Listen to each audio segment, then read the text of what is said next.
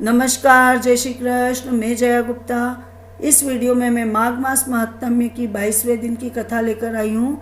इसके पहले मैंने माघ मास महात्म्य के प्रथम 21 दिन की कथा के वीडियोस मेरे चैनल पर बना रखे हैं, जिन्हें आप मेरे चैनल पर जाकर देख सकते हैं और कथा को श्रवण कर सकते हैं। 22वें दिन की कथा के रूप में हम 22वें अध्याय के पाठ का श्रवण करेंगे, जिसमें हम देखेंगे देवदूती द्वारा भगवान की स्तुति करने के लिए जिस स्रोत की रचना की थी वह स्रोत क्या है। परंतु मैं आपको वह स्रोत बताऊं उसके पहले मैं आपको गायत्री मंत्र के कुछ और स्वरूप बता रही हूँ। मैंने अपने पिछले वीडियोस में आपको बताया था कि गायत्री मंत्र के 24 स्वरूप होते हैं, जिनका अलग अलग कार्यों को सिद्ध करने के लिए यानी अलग अलग मनोकामनाओं की पूर्ति के लिए उनका जप किया जाता है। तो आज मैं आपको बता रही हूँ दुर्गा गायत्री मंत्र।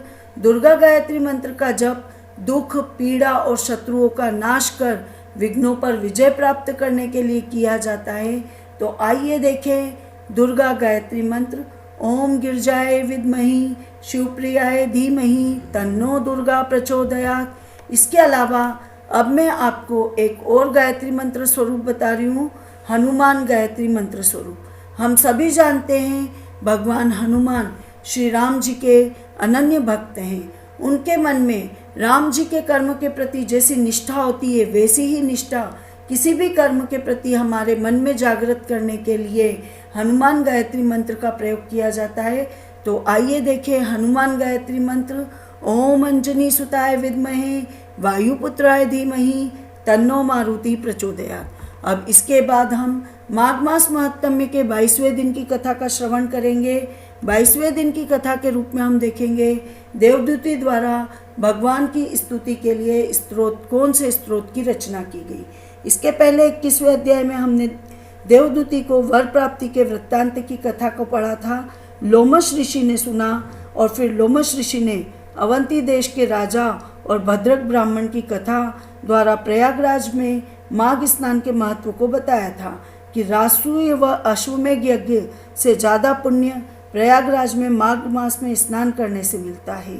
इसके बाद लोमश ऋषि जी ने कहा कि किसी भी तीर्थ में किए गए पाप का फल माघ महीने में प्रयागराज में स्नान करने से नष्ट हो जाता है।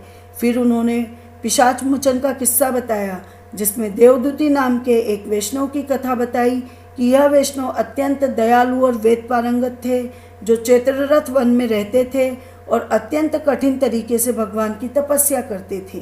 उन्होंने 1000 वर्ष तक कठिन तप करके बहुत ही अपने आप को प्रकाशमान तय कर लिया था। उनके प्रकाश से पर्वत पे अग्नि की ज्वालाएं उत्पन्न हो गई थी। एक दिन वैशाख की एकादशी पर उन्होंने हरि भगवान की पूजा के बाद एक स्तुति बोली, जिस स्तुति को सुनकर भगवान ने खुश होकर उन्हें साक्षात दर्शन दिए, जिससे वह वैष्णव अति प्रसन्न हो गया। और भगवान ने उससे जब वर मांगने को कहा तो उन्होंने कहा कि मुझे तो कुछ भी नहीं चाहिए। फिर भगवान ने वापस कहा तो उन्होंने कहा कि आपके चरण कमल सदैव मेरे हृदय में विराजमान रहे, मैं आपका अंतरात्मा से भक्तिपूर्वक चिंतन करता रहूं और मेरी भक्ति सदैव अचल रहे। तब भगवान ने प्रसन्न होकर उन्हें कहा कि तुम्हारे तप में कभी कोई बाधा नहीं आएगी और जो भी तुम्हारे कहे हुए स्त्रोत से मेरी आराधना करेगा उसकी भी मुझ में अचल भक्ति होगी।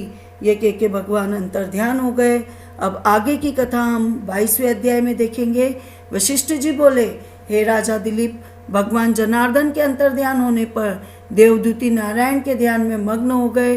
वेदनिधि लोमश जी से बोले, हे महर्षि, मैं आपके मुख से ये पवित्र कथा सुनकर कृतकृत्य हुआ।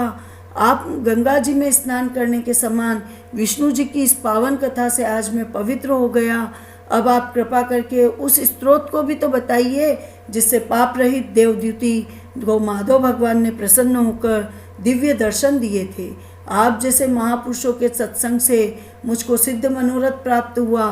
तब लोमश ऋषि बोले, हे वेदनिधि, मैं तुमसे उस उत्तम स्त्रोत का रहस्य कहता हूँ जो गरुड़ जी ने मुनि वशिष्ठ जी को कहा था। अब मैं तुम्हें सुनाता हूँ। हे विप्र, यह अत्यंत शुभ, सब पापों को हरने वाला और आत्मज्ञान कराने में सबसे उत्तम है, सो ध्यानपूर्वक सुनो। ओम नमो वासुदेवाय। विश्वव्यापी चक्रधारी भक्तों के प्रिय तेज स्वरूप भगवान श्री कृष्ण को नमस्कार हो। जब स्तुति करने वाला जिसकी स्तुति की जाए तथा स्तुति वह सभी जगत विष्णुमय है, तब किससे स्तुति की जाए, क्योंकि मनुष्य की बुद्धि तो भेद मानती है। जिस देव के निश्वास से सूत्र तथा अंगों सहित वेद उत्पन्न हुए, भला कौन सी स्तुति उनको प्रसन्न करेगी। केवल भक्तों से मैं वाचाल हुआ हूँ, जिसको साक्षात वेद भी नहीं कह सकते, जिसको वाणी और मन भी नहीं समझता है, उसकी स्तुति मुझ शरीर का ज्ञानहीन कैसे कर सकता है और भक्तिमान कैसे हो सकता है। इस तरह से वो भगवान विष्णु की आराधना करते हैं, जिसकी महिमा से चर तथा अचर सारा त्रैलोक्य चक्र के समान घूम रहा है। हे देव, आप उत्तम शास्त्र जानने वाले चक्रपाणी हो, ब्रह्मा विष्णु के आदि रूप, सबके आश्रय, सबके सृष्टा, ब्रह्मा के भी आदि कारण, शुद्ध ब्रह्म आप ही हो। जब तुम पृथक पृथक हो, यह कल्पना करना मूर्खता है। शरीर तथा जीव का भेद शरीरधारी को छूते ही ज्ञान पैदा करता है।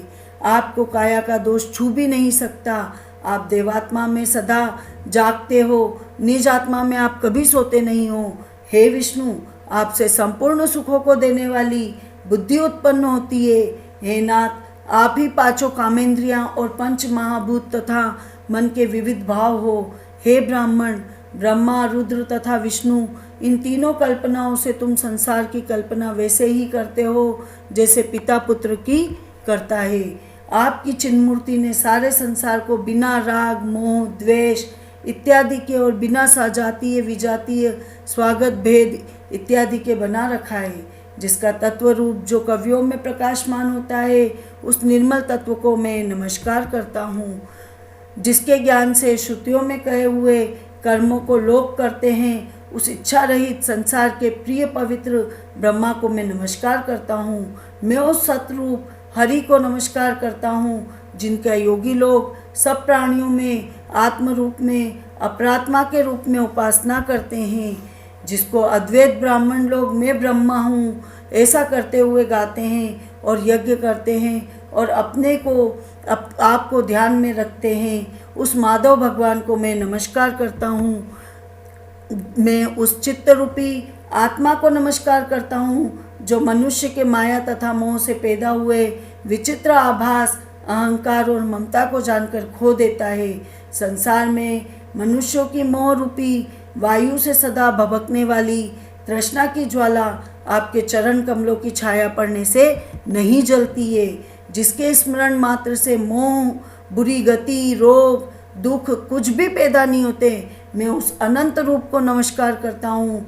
जिसके मिल जाने पर प्रजा और किसी कामना की इच्छा नहीं करती है, जिसको जानकर अद्वैतवादी मनुष्य आत्मा के समान देखते हैं। यदि एक विष्णु शब्द का अर्थ, इनके विषय का ज्ञान एक ही होता है, तो इस सत्य से हे माधव, मैं संसार की माया में न फंसकर तुम्हारे ध्यान में रत रहूं। यदि वेदांत दर्शन की सम्मत से नारायण सारे संसार में व्याप्त है, तो इसी सत्य से मेरी विष्णु भगवान में निर्विघ्न भक्ति हो। जो बीज नहीं है, अर्थात किसी वस्तु के कारण नहीं है, तो भी बिना बीज के अर्थात बिना किसी हेतु के स्वयं विद्यमान है।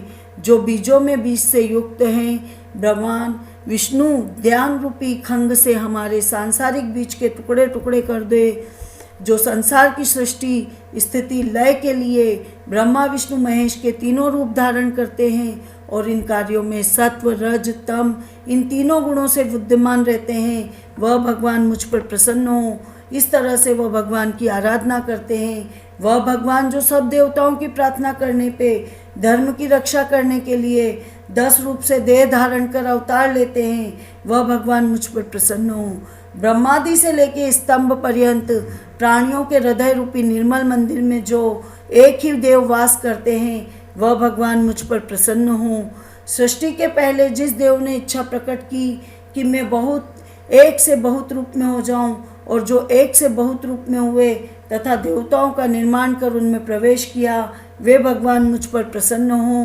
हृदय रूपी आकार में अंतर्यामी होने के कारण आकाश में क्रिया करने वाले, आकाश में समान सब जगह रहने वाले, आकाश के भी आदि अर्थात उत्पन्न करने वाले, इंद्रियों से अलग इंद्रियों की क्रिया में प्रेरणा रूप में कार्य करने वाले, आकाश में जाने वाले, हृदय रूपी आकाश में अंतर्यामी होकर विचरने वाले, खंग ब्रह्म प्रलय के अंत में आकाश इत्यादि को मिटाने वाले आकाश मूर्ति तुम यज्ञ भोक्ता हो, जो कांतिवान जगत को मोहित करने वाला और असत्यता से उत्पन्न दुख का नाश करने वाला हो, जिसके स्वरूप की सत्ता से संसार आकार युक्त हुआ हो, जो अविद्या रूपी संसार का त्याग करने वाला हो, वही जगन्मय आप हो।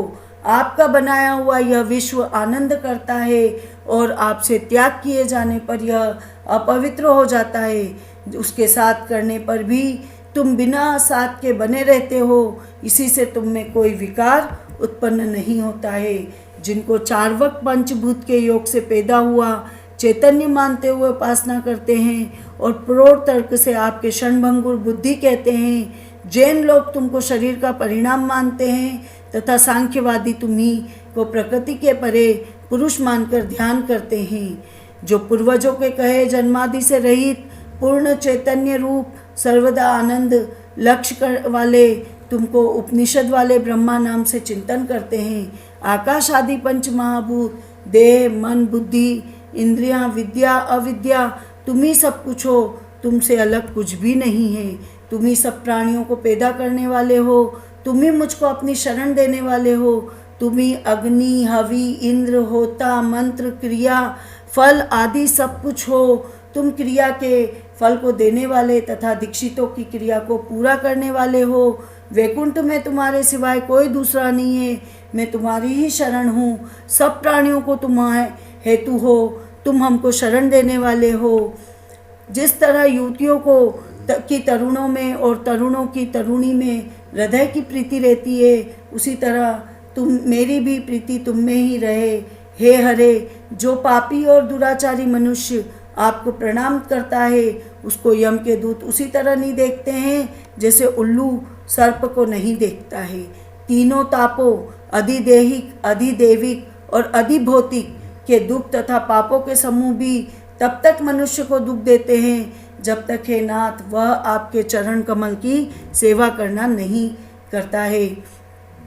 जिनके गुण, जाति और शरीर के धर्म स्पर्श नहीं करते, जिनको गतियाँ स्पर्श नहीं करती, जिनकी इंद्रियाँ अवकाश अश्वत वशीभूत नहीं कर सकती, जिनको मोहयुक्त मुनि लोग साक्षात नहीं कर सकते, उन विशिष्ट भगवान श्री हरि को मैं नमस्कार करता हूँ। इस तरह से वे भगवान की आह्वान करते हैं और भगवान की स्तुति करते हैं। जितने ऐश्वर्य अर्थात ज्ञान रूपी सुंदर गुण हैं तथा जिन्होंने सुख स्वरूप मोक्ष रूपी लक्ष्मी का आलिंगन किया है, जो आत्मस्वरूप सुख भोगने वाले हैं तथा ध्यान रूपी जीवदायी चूर्ण से जिन्होंने मृत्यु को वश में किया है, इस तरह के मुनियों से सेवित हरि भगवान को मैं नमस्कार करता हूँ। जिनका स्वभाव जन्मादि से अलग है, जिनके काम, क्रोध इत्यादि 6 वर्ग श्रांत हो गए हैं, जिनको काम आदि दोष कभी दुख नहीं देते, उस निर्मल वासुदेव भगवान को मैं हृदय से प्रणाम करता हूँ।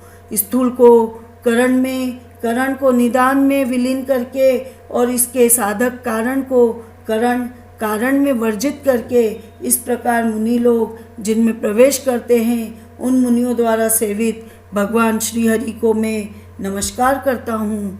जिनके ज्ञान की संगति से अविद्या का मल शुद्ध हो जाता है, जिनकी ध्यान रूपी अग्नि में पड़ के संसार दाह को प्राप्त होता है, जिनके ज्ञान की तलवार संशय रूपी शत्रु का नाश करती है, उन विशद बोध वाले दुख नाश करने वाले भगवान को मैं प्रणाम करता हूँ।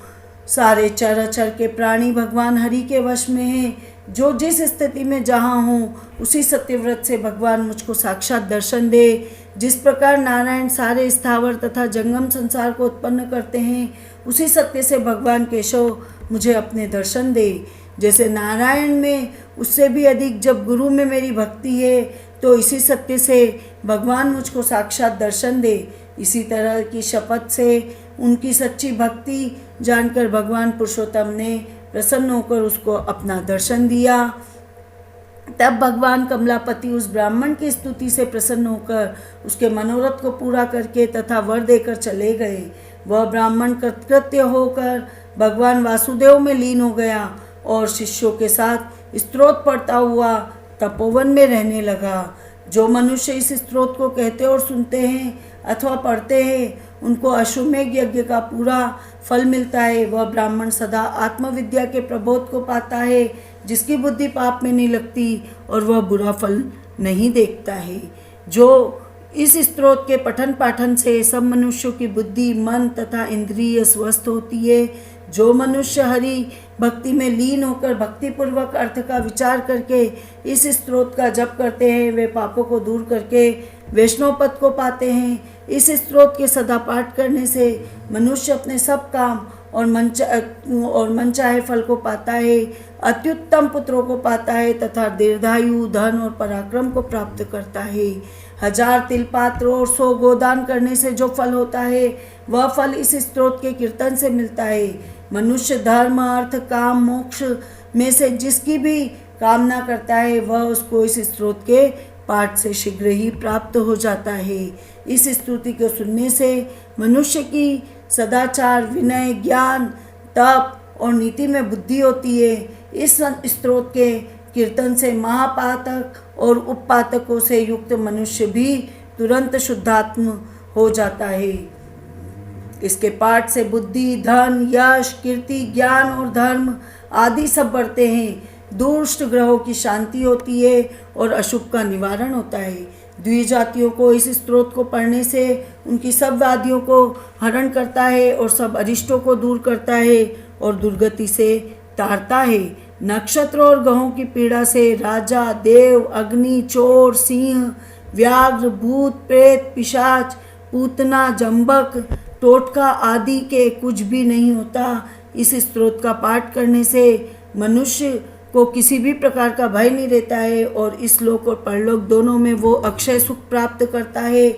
वह पाप में नहीं लिपटता है। उसको गंगा आदि पुण्य तीर्थ में स्नान करने की सी गति मिलती है और वह अक्षय दान पाकर स्त्रियों का दुलारा होकर लोक में सत्कार प्राप्त करता है। इस स्तोत्र को सुनने तथा प्रातःकाल कीर्तन करने से भक्तों के धन का अभाव, कालकर्णी, बुरे स्वप्नों, बुरी चिंताएं तुरंत नाश हो जाती है। उस पर न कभी विपत्ति आती है और न वो इंद्रियों से रहित होता है। देवदूती का बनाया हुआ यह स्तोत्र विष्णु भगवान को अत्यंत प्रसन्न करने वाला, उनकी भक्ति उत्पन्न करने वाला, उनको दर्शन कराने वाला और विष्णु लोक तक पहुँचाने वाला है। इस प्रकार मैंने तुमको यह पापनाशक और गुप्त योग सार स्तोत्र का रहस्य बताया। अब इसके बाद मैं तुमसे पिशाच के मौत के बारे में कहूँगा। इति श्री माघ मास महत्तम 22वां अध्याय संपूर्ण। आपको मेरा ये वीडियो अच्छा लगा हो तो इसे लाइक और शेयर कीजिए।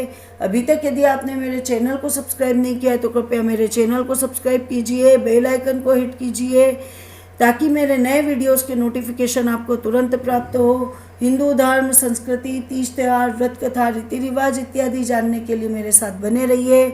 जय श्री कृष्ण।